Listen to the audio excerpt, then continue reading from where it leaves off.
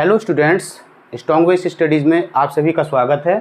आज का हमारा टॉपिक है व्हीटस्टोन ब्रिज। व्हीटस्टोन ब्रिज में क्या होता है कि इसमें 4 रेजिस्टेंसेस का एक अरेंजमेंट होता है और इसकी हेल्प से हम किसी अननोन रेजिस्टेंस की वैल्यू कैलकुलेट करते हैं। इसमें जो 2 रेजिस्टेंसेस होते हैं ये रेशियो रेजिस्टेंस को कहलाते हैं और ये जो होता है ये वेरिएबल रेजिस्टेंस होता है। एस की वैल्यू हमें कैलकुलेट करनी होती है। तो कैसे करते हैं कि इनको एक रोम्बस की साइड्स के रूप में फॉर्म में इनको क्या कर लेते हैं, जोड़ लेते हैं। जोड़ने के बाद 2 डायगोनल पॉइंट्स के बीच में एक सेल लगा देते हैं और इन 2 डायगोनल पॉइंट्स के बीच में एक गैल्वेनोमीटर लगा देते हैं और ये फिक्स रहते हैं पी और क्यू। आर की वैल्यू चेंज करते रहते हैं तब तक जब तक कि गैल्वेनोमीटर में डिफ्लेक्शन 0 ना आ जाए। जब इसमें डिफ्लेक्शन 0 आ जाता है तो पूरा जो ब्रिज है जिसको व्हीटस्टोन ब्रिज के नाम से जानते हैं, तो ये ब्रिज पूरा बैलेंस्ड कंडीशन में आ जाएगा। और जब ये बैलेंस्ड कंडीशन में आ जाता है तब एक कंडीशन बनती है P upon Q equal to R upon S, यानी कि एडजेसेंट साइड्स का जो रेजिस्टेंस का रेशियो है 2 एडजेसेंट साइड के रेजिस्टेंस के रेशियो के इक्वल होना चाहिए बैलेंस कंडीशन में, यानी P upon Q equal to होना चाहिए R अपॉन S के। तो इसी को देखते हैं। A network of 4 resistances P, Q, R and S arranged as shown in figure, जैसे कि डायग्राम में इस फिगर में शो हो रही है, इस तरह से क्या कर देते हैं, अरेंज कर लेते हैं। With the cell of EMF E, with the cell of EMF E between the points A and C and a galvanometer G between B and D is called Wheatstone bridge. तो ये जो पूरा arrangement बना है registers का, galvanometer and cell का, यही क्या कहलाता है, Wheatstone bridge. The bridge is said to be balanced. तब ये कब बैलेंस्ड कहलाएगा, when the galvanometer show no deflection in such a case P upon Q equal to होगा R अपॉन S के। P upon Q adjacent sides का resistance का ratio is equal to होगा R upon S। If the values of P and PQ are known, P की value known है, ये भी known है, ये हम वेरिएबल रेजिस्टेंस है चेंज कर रहे हैं, ये भी नोन है, तो the value of S can be calculated. इस तरह से इस फॉर्मूले में ये वैल्यू नोन है और नोन वैल्यू कैलकुलेट कर लेते हैं। डिफ्लेक्शन 0 कब होगा, जबकि B और D के बीच में कोई करंट फ्लो ना हो।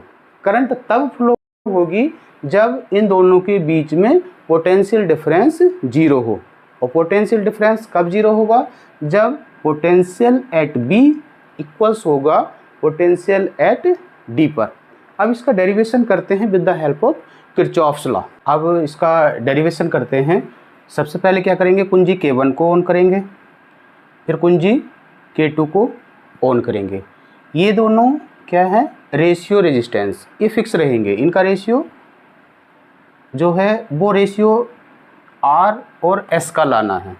तो सबसे पहले क्या करेंगे कि जैसे ही हमने इसको ऑन किया तो सेल से करंट सपोज कर रहे हैं I सप्लाई हो गई है। जैसे ही I बिंदु A पर आएगी, पॉइंट A पर आएगी, तो क्या होगा, ये किरचॉफ्स के फर्स्ट लॉ से क्या हो जाएगी, डिस्ट्रीब्यूट हो जाएगी। सपोज कर रहे हैं कि P में I1 करंट गई और R में बची अब I minus I1। Point B पर गैल्वेनोमीटर में सपोज करेंगे कि IG करंट फ्लो होगी और यहाँ बचेगी I1 आई थी यहाँ तक, आई जी इधर आ गई, आई वन माइनस आई जी, और इधर से जो एस में आएगी आई जी इधर से आई है, आई माइनस आई वन इधर से आई है, तो एस में आएगी आई माइनस आई वन और आई जी प्लस आई जी, ये किस में जाएगी, एस में। इस पॉइंट पर जो सारी करंट्स का जो सम होना चाहिए वो किसके इक्वल होना चाहिए, आई के। देख लेते हैं, जैसे मान लिया इसमें आई थी आई वन माइनस आई जी, यहाँ से आई है प्लस आई जी ये आई, और यहाँ से आई है आई माइनस आई वन, आई जी से आई जी, आई वन से आई वन इक्वल्स आया आई। इसका मतलब क्या है कि हमारा जो डिस्ट्रीब्यूशन ऑफ करंट हमने किया है इन रेजिस्टेंसेस में वो हमारा राइट है। ये हम चेक कर लेंगे, ए पर भी आई करंट कितनी थी आई, सी पर भी करंट कितना है आई, तो इसका मतलब हमारा ये जो हमने सर्किट बनाया है ये सर्किट सही है। अब हम शुरू करते हैं, ए बी डी ए, ये कैसा है, क्लोज्ड मैश बन रहा है। क्लोज्ड मैश इसको हम कह देंगे ये है फर्स्ट, कैसा है ये फर्स्ट क्लोज। दूसरा एक बन रहा है B D B C D B, इसको हम मान लेंगे कि ये सेकंड मैश हो गया, सेकंड क्लोज मैश। अब इनमें किरचॉफ सेकंड लॉ लगा देंगे, और किरचॉफ सेकंड लॉ के बाद दो इक्वेशंस बनेंगी, उन इक्वेशन से हम क्या कर लेंगे, प्रूफ कर देंगे P upon Q equal to R upon S के। तो पहले closed mesh A B D A, इसमें क्या होगा P into I one into P plus I G into G, G is the resistance of galvanometer, minus I minus I one into R. क्योंकि इसमें कोई भी सेल नहीं लगा हुआ है इसलिए इक्वल्स हो जाएगा zero. Sigma I are equals होता है सिग्मा ई के, सेकंड लॉ ऑफ किरचॉफ्स। तो कि सेकंड रूल्स में क्या कहता है, sigma I R equal to sigma E के। ये हो गया equation first. In closed mesh B C D B, Kirchhoff second law apply करेंगे तो इसमें आ जाएगा, यहाँ से देख लेंगे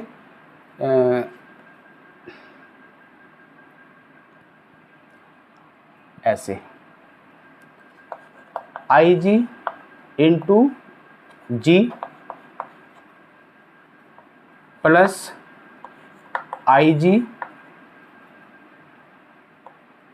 plus I minus I one into S minus, ये माइनस हो जाएगा I one minus I G into Q equals to zero. ये हो गया इक्वेशन नंबर 2। अब क्या कर रहे हैं कि R को चेंज कर रहे हैं, तब तक चेंज करेंगे जब तक कि गैल्वेनोमीटर में डिफ्लेक्शन जीरो ना हो जाए। डिफ्लेक्शन जीरो होने का मतलब B और D क्या हो जाए, सेम पोटेंशियल पर आ जाएंगे, और तब जब सेम पोटेंशियल पर आ जाएंगे तो पोटेंशियल डिफरेंस हो जाएगा जीरो। और किसी भी वायर में अगर पोटेंशियल डिफरेंस जीरो है तो उसमें कोई भी करंट नहीं फ्लो होगी, और उस कंडीशन में आई जी इक्वल टू हो जाएगा जीरो। जब I G equal to zero हो जाएगा तो इन इक्वेशंस में हम I G equal to zero रख लेंगे। तो at balanced condition I G should be zero. Now equation 1 and 2 become क्या हो जाएगी, आई वन पी, ये आई जी जीरो हो गया तो minus I1 R equal to 0, और इसको लिख सकते हैं I1P equals I minus I1 R। ये हो गया इक्वेशन नंबर 3। इसी तरह से इक्वेशन 2 का है ये IG 0 होगा, तो ये पूरा टर्म 0 हो गई, IG 0, ये आया IG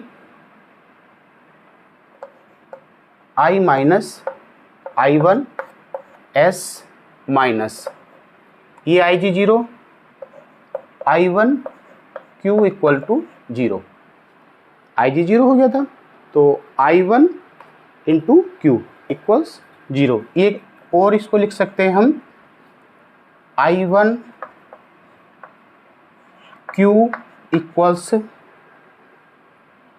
I minus I1 S। Equation आ गई 4। नाउ इक्वेशन 3 को इक्वेशन 4 से डिवाइड करने पर, इक्वेशन 3 अपॉन इक्वेशन 4, तो इक्वेशन 3 अपॉन इक्वेशन 4 आ जाएगी I1P upon I1 Q equals I minus I1 R upon I minus I1 S implies that P upon Q equal to R upon S। P की value known है, Q की value known है, R की वैल्यू भी known है, तो S की वैल्यू हम क्या कर लेंगे, कैलकुलेट कर लेंगे। तो व्हीटस्टोन ब्रिज के हेल्प से हम किसी भी वायर का अननोन रेजिस्टेंस कैलकुलेट कर सकते हैं। Thank you.